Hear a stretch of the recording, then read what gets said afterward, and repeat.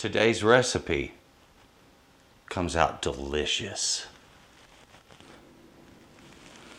I tell you, I got a couple of really nice looking steaks right here. But today, this recipe is not about the steak nearly as much as it is about the marinade. There's a lot of ways we have of affecting our meats. One way is by cooking it in different methods. You know, we sometimes fry it, we sometimes broil it, bake it, grill it. But when it comes to a nice steak, let's face it, there's very few different ways that are truly preferred for cooking it. So from there, it's how do you flavor the meat? Whether it be a sauce, whether it be a marinade like what we're gonna do. There's not a lot of different choices on the options when it comes to different methods. However, it's like millions of choices when it comes to the different recipes within those methods. Okay, so we've got marinating or we've got sauces basically to work with. In this case, it's going to be a marinade. Oh, let me tell you something. I've been marinating meat for a very, very long time. When I was a boy, I used to go to a steakhouse. It was a place that did a marinated club steak. I absolutely fell in love with it. And that was when I decided I needed to start learning about marinades and how to apply them. What makes a good marinade and what makes a bad marinade. There's things that work and things that don't work. I want to show you some ingredients that work perfectly together. And I want to tell you some mistakes some people make. So let's take a look at these ingredients, these fantastic steaks I have, and know this before we even get started. This is a recipe that once it's marinated, it's ready to cook in 4 to 5 hours, okay? So you've got about a 4 to 5 hour marinating window there. The steaks are tender and ready to hit the grill, and the flavor is popping delicious. It'll leave it slightly sweet, and you're gonna like it. Come on over. In addition to the steaks that we're gonna be cooking, and so you'll know this marinade will marinate, easily 6 steaks, okay, not a problem. You could probably do more. So in other words, it'll do a lot of meat. The steak I like to use is a strip steak. It's basically my favorite cut. However, you can also use a ribeye, which, folks, so you'll know it's the opposite end of the same muscle. All right, now in between there, you can also get what's called that T-bone cut. And that includes, that's part of this as well as the tenderloin that sits right on the other side of that part of the hip bone right there. So, and that's what the T-bone is, it's a hip bone. So there you have it. You got 3 great steaks. You take your choice. Don't be cheap on the meat. Don't get select. Get some choice meat. Prime would be going overboard and it'll make it too tender. So a good choice cut is the way to go. Right amount of fat and the right tenderness. The recipe back here, what we're using is going to be some pineapple juice, orange juice, white Zinfandel wine, some garlic powder, vinegar, this is balsamic vinegar, soy sauce, and some onion powder. And this wonderful recipe is done in a short period of time, 4 to 5 hours of marinating. I'm about to combine all of this. Before I do, a couple of things I have to mention to you. The material that we use to do marinating, leave metals out of it, okay? No stainless bowls, no copper bowls, none of that. You don't, number 1, want these very acidic things messing up your metal bowls. Number 2, you don't need these acidic things affecting the flavor of the meat, okay? And with metal, it will affect the flavor of the meat. So do your marinating in glass, plastic, or ceramic, and you're doing yourself a big favor. The next thing I want to mention, when it comes to marinating, you're going to see that stuff used right there a whole lot. Okay, folks put olive oil in marinades all the time, and that is major mistake number 1. Oil, in short, is very simple. It's not going to combine with any of this. Number 2, it is going to block flavor penetration into the meat. It's not going to enhance it, okay? It's going to stop flavors like this from getting into the meat. Now there's certain things you can get into the meat through this, like if you're using this in addition to like a dry rub, spices and that kind of stuff, that works, okay? But it simply does not work in a liquid marinade this way. Leave the oils out of the equation. Stick with acidic liquids, things with great flavor, and you'll end up with a great reward. This is a recipe I've done for a long, long time. It's absolutely worth your time. We're going to start right here. This is pineapple juice. And something I got to say about certain juices, folks. Pineapple juice and papaya juice are where we get our meat tenderizers. So if you go out and purchase meat tenderizer and you're sprinkling that white powder onto your meat, that stuff started right here or with the papaya. From the pineapple, we get a chemical that's called bromelain, and that bromelain is the meat tenderizer that we use. From papayas, we get papain, and that is a meat tenderizer also, and it's used in different brands depending. Some companies actually mix them depending. All right, so here, right there, a fabulous marinade all by itself. But the thing of it is marinades don't cross all borders, okay? In other words, this is great for beef, but it's a horrible marinade for fish. You wouldn't want to do this for fish. It'll screw up your fish real quick. There we go. Get those flavors in there.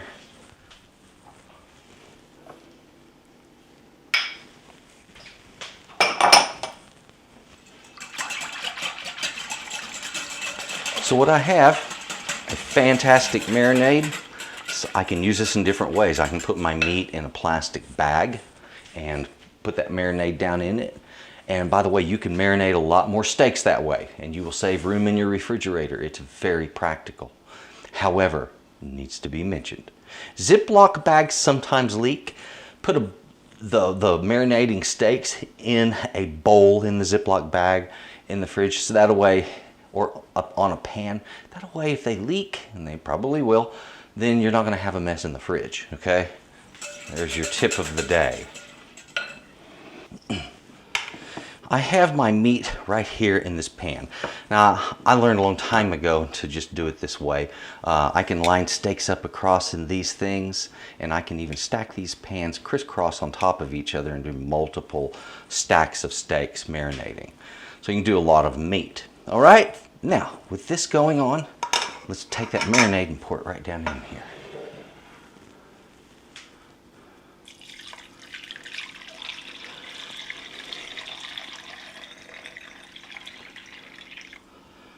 There we go.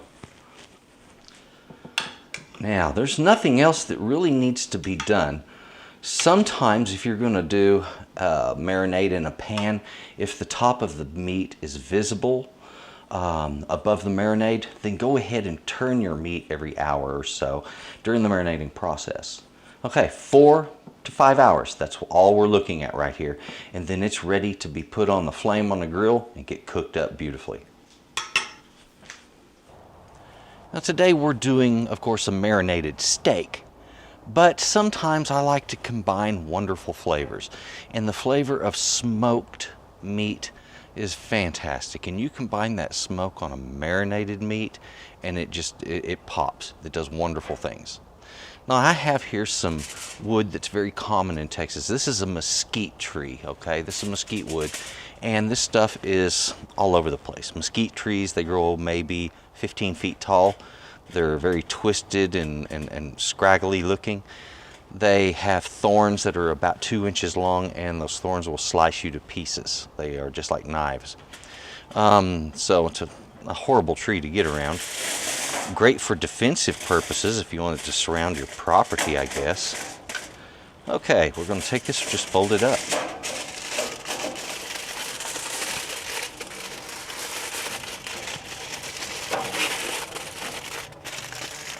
So as you can see, there's nothing special going on here. And I want to take another piece of wood and just poke a couple of holes in the bottom.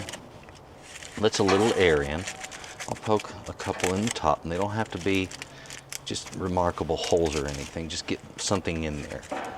All right, And the funny thing is that tiny amount of hole, that little bit of opening, will allow a huge amount of smoke out, okay? I take this and place it directly under my grate. Just like that.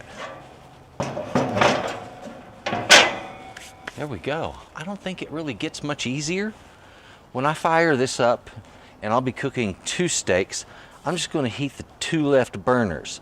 If I were gonna be cooking a lot of steaks, I'd heat them all up, and I would probably do 2 foil packs, 1 on each side. When you do this, when you're gonna smoke, you need to cook with that lid closed. So we heat it up on high temperature.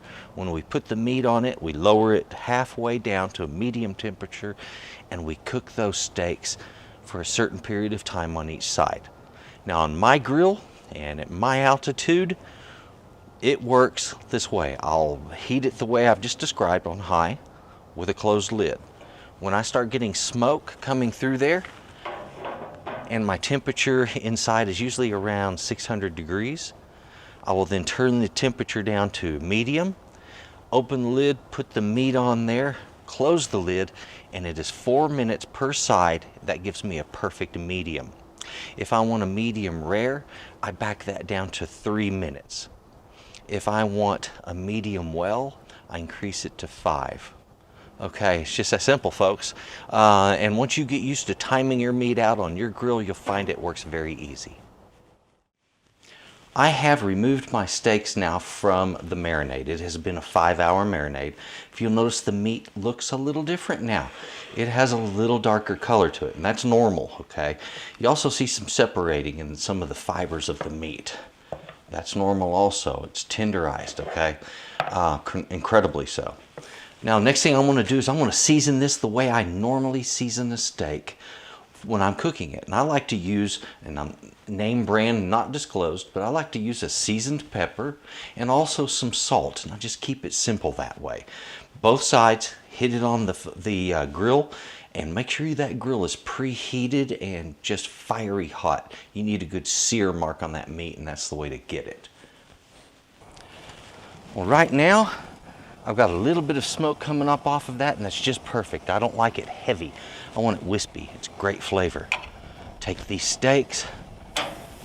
Oh yeah, listen to that.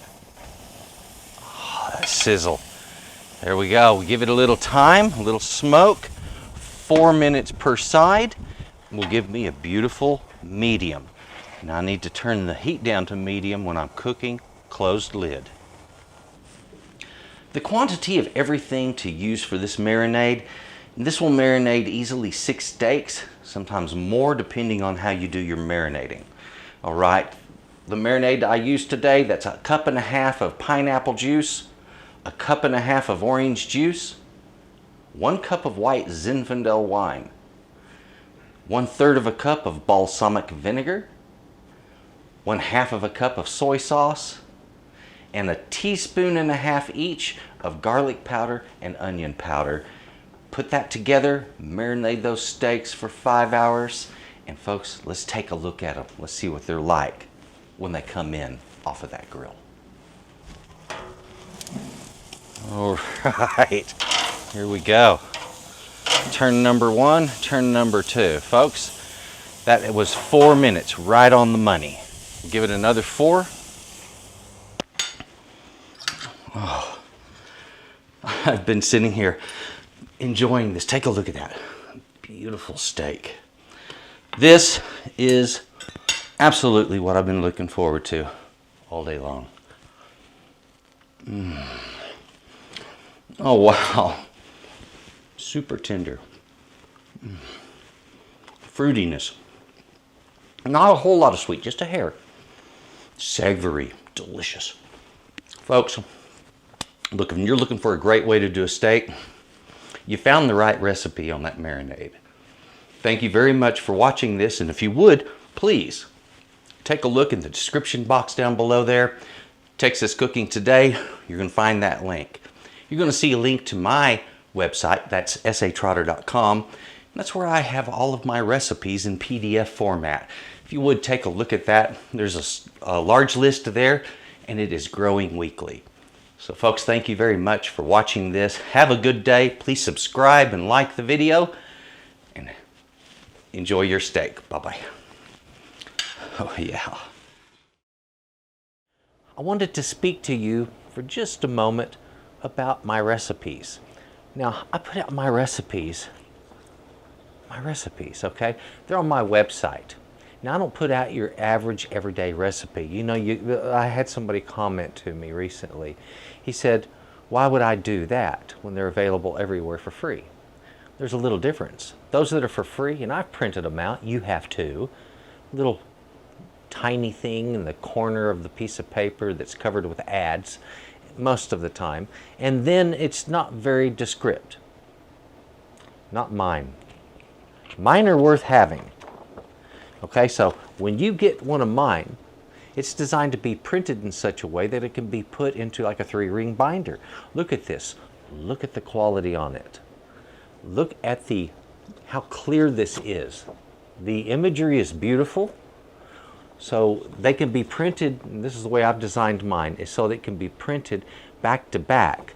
And then you end up with, you know, a complete recipe that works in a book. And it comes out absolutely beautiful.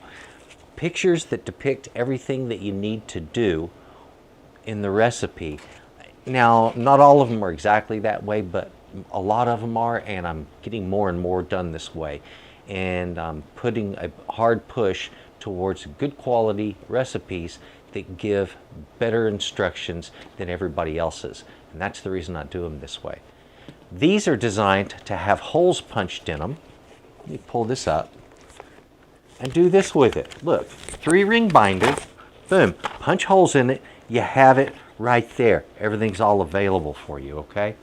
So, pardon me, I didn't mean to hit the mic.